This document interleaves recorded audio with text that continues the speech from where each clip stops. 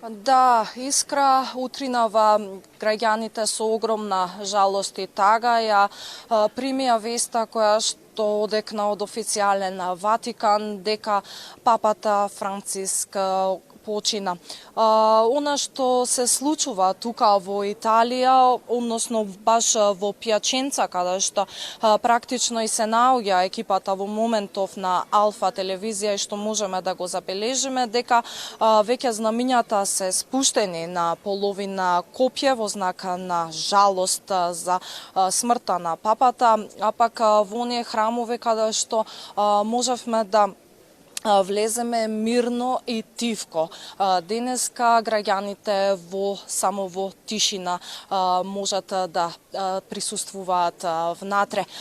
Центарот на случувањата во текот на денешниот ден во Италија е во Ватикан, каде што верниците практично предпоставувам од сите делови на државата, но и од различни точки од светот се упатуваат во Ватикан, немо молејки се. Она што доаѓаат како вести е дека во Италија веќе започна и да се откажуваат манифестации кои што претходно биле закажани. Така фудбалската федерација на Италија ги откажа сите надпревари. Папата Франциско по подолго боледување се врати на неговите должности токму околу великденските празници. Тој баш за Великден последен пат се појави и го честиташе празникот на верниците. За неговиот животен тек, неговата мисија како папа, прилог подготви колешката Викторија Миткова, па предлагам во овој момент да го погледнеме.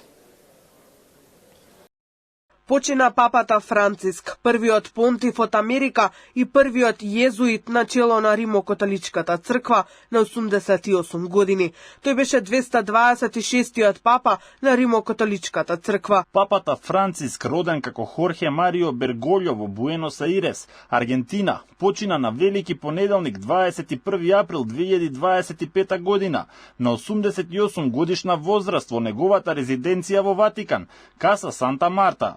Папата Франциск или Хорхе Марио Берголјо е роден на 17 декември 1936 година во Буенос Аирес, Аргентина.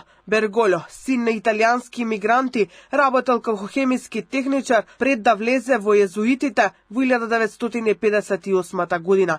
7 години работел како свештеник, а во 1998 година беше назначен за надбискуп на Буенос Аирес. Франциск беше првиот понтиф во повеќе од еден милениум роден надвор од Европа. Избран за папа беше во 2013 година по ставката на Бенедикт XVI.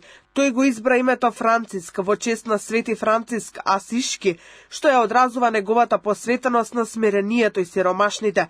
Поважни меѓу неговите 47 патувања во странство водеа до Азија, Африка, Латинска Америка и Арабија. Секогаш ја бараше блискоста со сиромашните и посетуваше сиромашни квартови. Во 2019 година во патувањата на Франциск се вброи тоа во Македонија. Тогаш оствари средба со државниот врв, а одржа и двочасовна миса на плоштадот Македонија.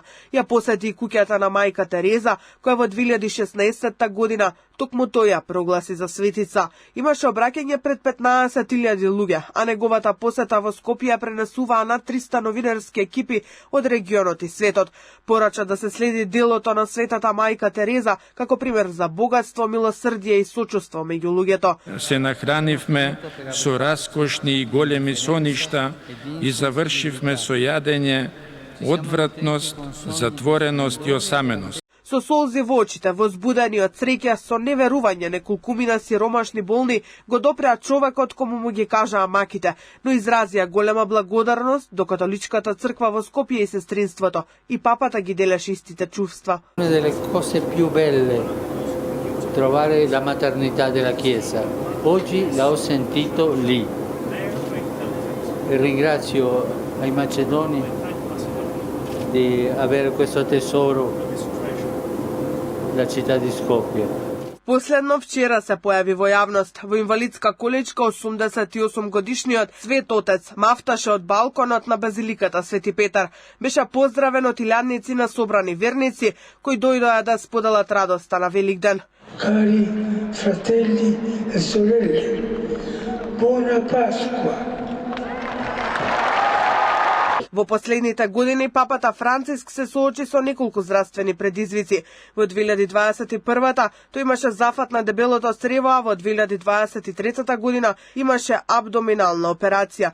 Тој исто така имаше хронична болка во коленото и грбот, често користејќи инвалидска количка за мобилност. И покрај овие прашања тој одржуваше ригорозен распоред, продолжувајќи ги своите пастерски должности и меѓународните патувања. На почетокот на 2025 година папата Франциск беше хоспитализиран со инфекција на респираторниот тракт, кој прерасна во двострана пневмонија.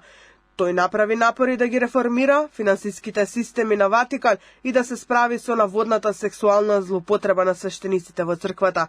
Неговото папство беше обележано со реформски напори, посветеност на социјалната правда и еколошката заштита, како и со значајни меѓуверски иницијативи. По смртта на папата Франциск веќе се зборува за негов наследник. Теоретски, секој крстен католик може да стане пап. Меѓутоа, оваа должност секогаш им припаѓа на повисоките службеници на католичката црква, наречени кардинали. Кардиналите кои избираат новиот папа. Во светот има 252 кардинали, кои обично се и епископи. Право да гласаат за новиот папа имаат само оние помлади од 80 години. Во Ватикан, инаку, сега настапи период на седис ваканција, односно тоа е период без папа. Пораки со упатување, жалост, стигнуваат од целиот свет. Премиерката на Италија, Џорџа Мелони, уште утринава ја упати пораката дека не напушти голем човек и дека чувствува длабока тага поради смртта на папата Франциско. Искра накратко, тоа е атмосферата од овој дел од Италија во Пјаченца, каде што се наоѓа екипата на Алфа телевизија, и најавувам дека повеќе информации ќе имаме и во следните информативни изданија.